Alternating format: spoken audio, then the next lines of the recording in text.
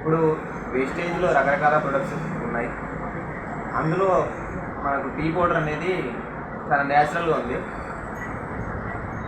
బయట దొరికే మార్కెట్లో దొరికే రకరకాల టీ పౌడర్లు ఉంటాయి. అంటే కొన్ని ఓన్లీ తేయాకుతో ఉంటాయి, మళ్ళీ కాఫీ విషయానికి వస్తే కాఫీ గింజలతో పౌడరు మళ్ళీ అలా ఉంటాయి.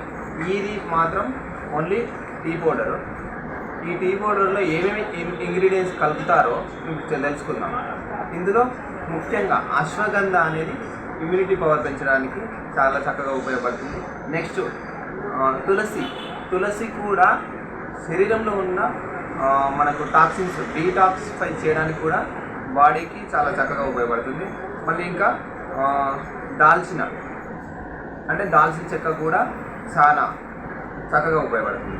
ఇమ్యూనిటీ పవర్ కానీ బాడీలో కానీ మన కోల్డ్ కాఫ్ వచ్చినప్పుడు కూడా చక్కగా ఉపయోగపడుతుంది. నెక్స్ట్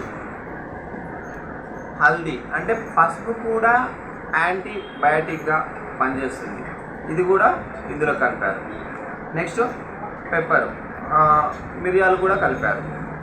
తర్వాత సొంటి అంటే మనకు బాడీలో మనకు కొంచెం ఇమ్యూనిటీ పెరగడానికి, ఆకలి, తర్వాత నెక్స్ట్ డైజెషన్ కూడా సొంటి చాలా చక్కగా ఉపయోగపడుతుంది. అంటే బాడీలో ఆకలి టైంకు రావడం.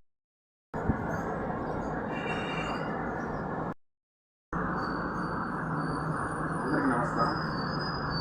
ఇప్పుడు రకరకాల ఆయిల్స్ వచ్చాయి, వంట నూనెలు. అందులో ఎవరు ఏది వాడితే రైట్ అనేది తెలుసుకున్నాం.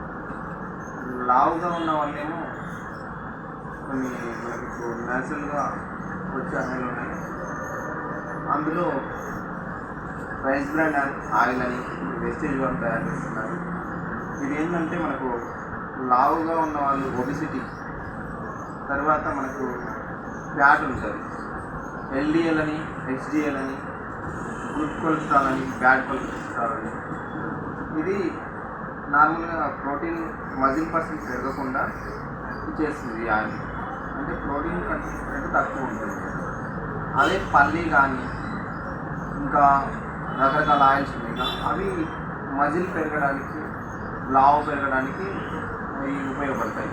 ఇది జస్ట్ మనకి ఎలా అంటే రైస్ నుంచి వచ్చింది కాబట్టి రైస్ బ్రాండ్ అని పేరు పెట్టారు. ఈ ఆయిల్ వాడడం వల్ల మనం ఎంత వాడినా కానీ మనకు ఒబిసిటీ అని, లావు అని పెరగడం కానీ, మనకు ఫ్యాట్ కానీ ఉండదన్నమాట. దీనివల్ల అలా లాభాలు ఎన్నో ఉన్నాయి. దీంతో మనం ఎలా ఎక్స్ట్రా తీసుకున్నా కొంచెం ఏం కావాలి, లావు పెరగ